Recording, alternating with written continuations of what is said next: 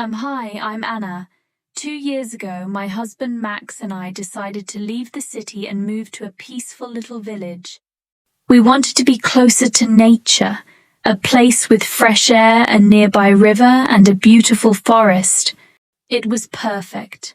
Life felt simple and full of promise, and we couldn't wait to start a family in this little paradise. When we first moved in, we quickly became friends with our neighbors, John and Lisa. They were about our age, and like us, they didn't have kids yet. We started spending time together, going on picnics, exploring the forest, and just enjoying the slower pace of life. Everything seemed great. And John, however, had a job that often kept him away for weeks or even months at a time. Naturally, Lisa felt lonely. She started asking us for little favors around the house, and Max, being the kind person he is, was always ready to help. At first, I didn't think much of it, but over time, something started to feel off. And Lisa began asking for Max's help more frequently, fixing things, helping in her garden. It was always something. And then I noticed a change. When Max was around, Lisa would wear fancy dresses instead of her usual house clothes. She smiled at him in a way that made me uncomfortable. Still, I tried to brush it off. But then Max started spending more and more time at Lisa's house.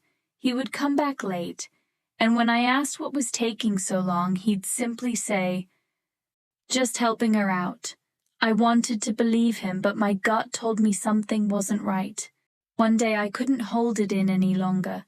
I asked him directly, "Max, why do you spend so much time with Lisa?"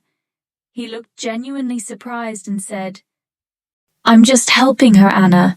She's alone while John's away." His answer seemed honest, but it didn't ease my unease. I started keeping a closer eye on things. Whenever Max went over to Lisa's house, I found reasons to drop by. Lisa acted normal when I was there, but the way she looked at Max, it wasn't just friendly. And one evening, when I saw them standing a little too close, laughing, something in me snapped. I walked straight up to them and asked, "What's going on here?" Lisa gave me a sugary smile and said, "Oh, Anna, we were just talking about the garden." Max stood there, silent, looking guilty. That night I told Max how I felt. I told him I didn't like the way Lisa was behaving or how much time he was spending with her. To my relief, Max apologized and promised to set boundaries. Things started improving after that. Max avoided Lisa as much as possible, and she seemed to back off.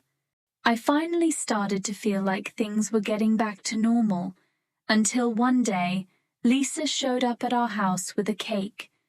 She smiled sweetly and said, "Hi, Anna, I baked this for you and Max. I hope you like it." Something about her cheerful tone felt fake, but I forced a polite smile and thanked her. Then she asked, "Is Max home?" I hesitated before saying, "Yes, but he's busy right now." She looked disappointed, but quickly covered it up with another smile before leaving. That night, I told Max about Lisa's visit. He laughed it off, saying, "She's just being friendly, Anna."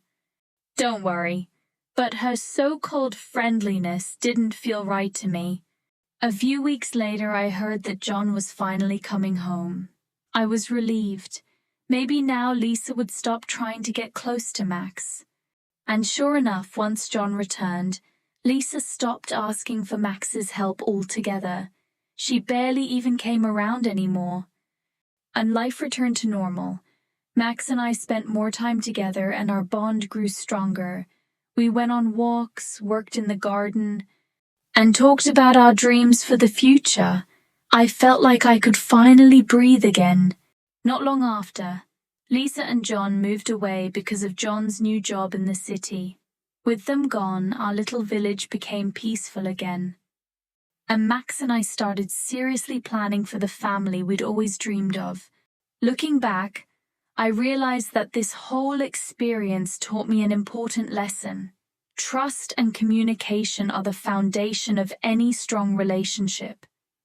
Max and I faced a challenge, but we came out stronger because we chose to face it together. Thank you for listening to my story. If you enjoyed it, please like, subscribe, and share. Your support means the world to me. Until next time, take care.